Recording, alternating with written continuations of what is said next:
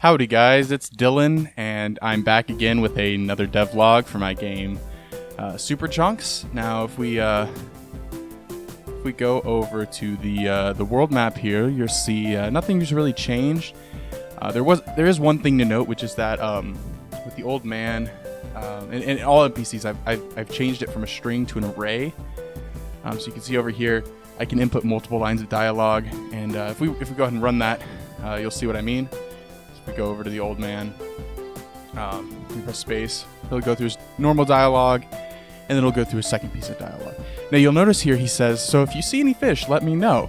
Now what that might hint is the fact that I'm planning on adding side quests to the game. So in the first level, actually, there's going to be a secret trophy that you can get, and if you get the secret trophy, you can go and place a fish in here, and the old man will fish it up, and that's the end of the side quest. He'll be like, thanks for, his dialogue will be replaced with like, thanks for the fish, or something like that. The other thing to note is I will eventually make the camera kind of stop about right here, and have a kind of right over here. Have it just stop the camera and have like a vine or something here. I haven't decided what it will be yet. And this will basically be a token wall. So you have to collect, I think it'll be 3 for this first level in order to progress. You won't have to collect all 5, right? There's 5 tokens per level, but you will have to collect a certain amount to progress through the game. So the other thing to note, so that's not a whole lot has changed here yet, but you can kind of see the makings of what will eventually become like a full world map that you have to progress through, and eventually you can get to the next world, right? Now, what's interesting though is all the things that have gone into this first intro level, right? So you have this first intro level. Now there's a couple sub areas. So you notice there's this little I don't know, gauntlet area we have to kind of traverse through to get to the end. There's this initial area, and we'll go through all of this, but you can see I've added this system for moving the camera. This is 3 separate sub rooms, 1, 2, 3, and the camera can move. Well, the camera doesn't move in this one. This one is the exact size of a camera, but these 2 are bigger than a camera, and you can see they transition between each other like right about here. So you'll walk through this room into there, and you can go back and stuff. But they set the bounds for the camera, so the camera will move within these bounds, just like currently it moves within this yellow bound right here. And this is just like a built-in Godot feature. Now, I will note that you can see here I have these colliders. These colliders aren't really doing anything except providing a vector 2. I just didn't want to go ahead and change it. Originally, they did do more than a vector 2. I used the triggers for the collider to handle things, but no longer using that for that purpose anymore. Because it wasn't working when I added multiple sub areas. It started glitching out. Like if I went from this one to this one, it would trigger, oh, he walked into this, but he left this room, and it would reset the camera back to normal. It was just doing this weird stuff. So I ended up taking that out. I have a system that works better now. But yeah, I could kind of show you what I mean. So if we go into the sub room script, it's not super long. You see I get like a camera reference, and I set the default bounds, whatever, so it doesn't immediately go. But originally, like these 2, like this if statement and this if statement, they both were, let's see if I can make that bigger. These 2, it's still kind of small. So we go here. So this basically resets the camera back to the old one. Or no, sorry. This stores the old camera limits, and then changes it to the new bounds. And then this one is basically the character leaves, and it resets back to the original character limits, which are stored. And those basically were in the body entered, body exited script. Which obviously I'm not using anymore. So I could refactor this to not need a collider and just use vector 2, and I might do that later. But at this point, it's not super worth changing. It's not really affecting performance in any way or anything like that, at least not noticeably. So yeah, with that said, let's go ahead and get into the intro level and kind of explain my design process for this. So if we go, we can just start from the intro level. I don't need to make it full screen. So you'll see we're started off, we're on a hill. You can't really go back, right? So people will move right. I mean, that's pretty typical of a platformer. So I imagine those 2 factors combined will make it where people will likely go to the right. Now if you're a pro gamer, you'll just hold up there, because when you climb up a ladder, you get a little hop. That's intentional to make it easier to get off ladders. So if you hold up, you can actually just make it across, right? But if you're a noob, then you'll probably want to jump there, and you might miss your jump. If you miss your jump, it's okay. It's a safe place to do it, right? Well, now you're not in a safe place to miss the jump. But you've learned about what your jump range is, so you should be able to make that easily. You can go back after you move forward, that's fine. And then you come across these enemies. Now you see these broccoli here moving back and forth. Now, some people might want to jump on them. You can't jump on enemies in super chunks. That's one way it differs from traditional platformers. You have to have the punch ability or the pound ability, which you don't unlock until later. So what I've done here is I've placed them between spikes, because you know spikes are bad. Everybody knows spikes are bad. You just had to jump over some spikes. So even if you didn't, you would have died here, right? So you jump over the spikes because you don't want to jump in there. There's no reward for jumping in there. There's no tokens. There's nothing in there of interest. So I hope that players will like connect the two dots and be like, oh, okay. But even if they don't, if they jump and they try to land on the enemies, they'll die. They'll respawn right here. Not a big deal, right? So one or two ways they're gonna learn pretty quickly that you can't jump on the enemies. Now you can go here. We'll keep following through. I'll address that sprite later. You'll go through. You might see this here. You'll see this little sub area. You can't get up there. You'll go around. You'll see this. You might try and get back on the sub area. You can't get up there without super jump, which we'll touch on in a minute. And then you'll see this area. Now you can't actually make that jump. It's not possible. Well, maybe you can just barely edge it. But you'll see there's this token here. I want people to try and get the tokens. You need all 5 tokens to like 100% the game. You need like at least 3 to beat it. So yeah. Now, again, they might try to jump on the enemies here, but still, we haven't gone very far in the level. There's not a whole lot lost here. So eventually they will learn that you can't jump on enemies, right? And that's kind of the plan of this level. But yeah, you avoid the broccoli, you jump in between, and then you can move on with the level. Now, you notice you can't get that one either because you need the super jump.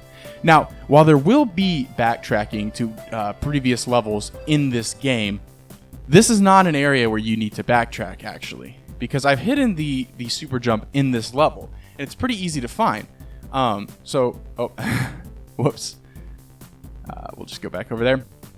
It's pretty easy to find the secret here, because assuming people are going to the right and they're jumping and whatever, and they see the token, well, that will be a token eventually. They'll go to try and get it.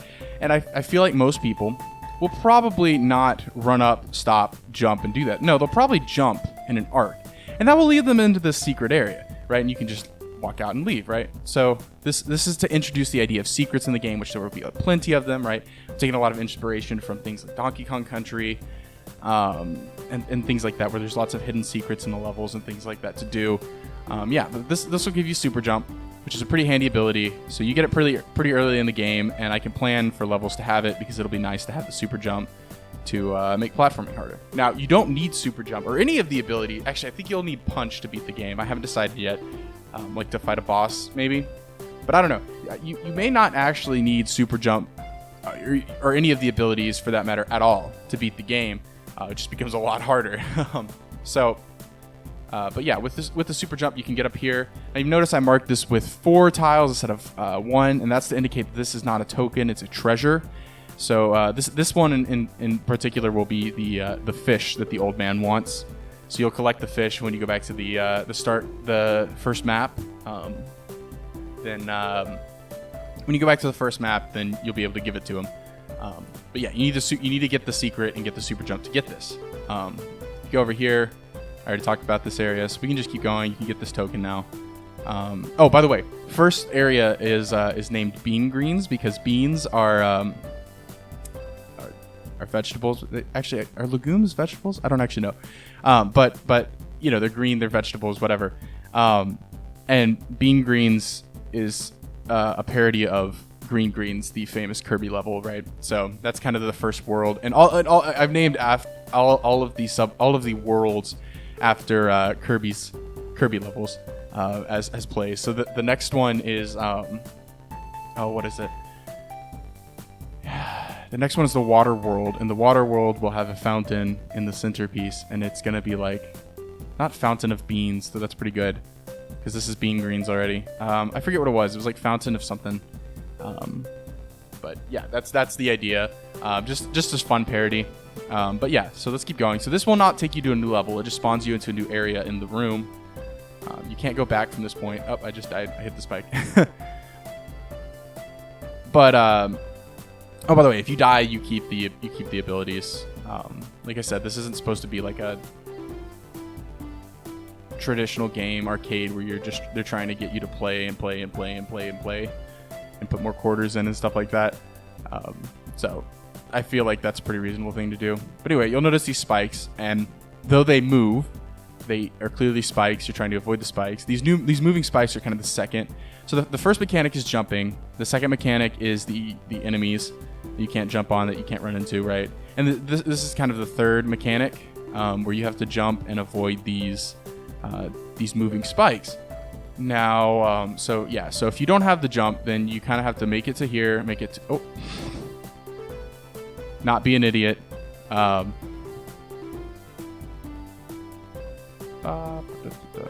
you notice, like, once you know the path, it's super, like, fast. So this level is actually not super long, but someone who's not used to the game or hasn't played will probably find it difficult. This is a little slower, but yeah, you jump here and you jump there, and you be careful, unlike me. Let me just cut back. All right, we're back. So you jump here, you jump there. It's really not hard, I promise. Now, if you have a super jump, you can get up here, and there's actually a faster way even to get up there. But if you don't, then you can't. You'll probably die. You'll probably hit that spike, but whatever. Now here, you have to time the jump so that the spike is starting to move away. Otherwise, you'll probably land on it, but you can't make it with a single jump. Kind of one last test that you know your jump range. Now, what did I mean by you can get up there faster? Well, if you go like here, you'll see the spike, the very tip of it. You can actually double jump right there, and boom, you're there. And of course, this jump is much easier with super jump. But yeah, so that's kind of the next mechanic. And then this final part is a combination of all of the different mechanics in this level. So you could just drop straight down, but obviously you wouldn't. So I put a block here. So you jump on that, and it'll scroll the camera down. You'll see the enemies below you. Because, I don't want people to feel like unfair, like cheated, right? So you got to time it so that you don't hit the spike and you don't hit the enemy, and you can just jump over here. And then at the very end, there's one last part for you to platform. You can see I didn't need super jump, but super jump makes it a lot easier to platform. Yeah, and that takes you back to the beginning. So that's kind of my thought process for making the intro level, to kind of teach all the different ideas, like avoiding enemies and things like that. But yeah, I thought I'd share that. I think that's a pretty interesting place that a good amount of progress that I've made. So yeah, thanks for watching. I hope you enjoy. Yeah, goodbye.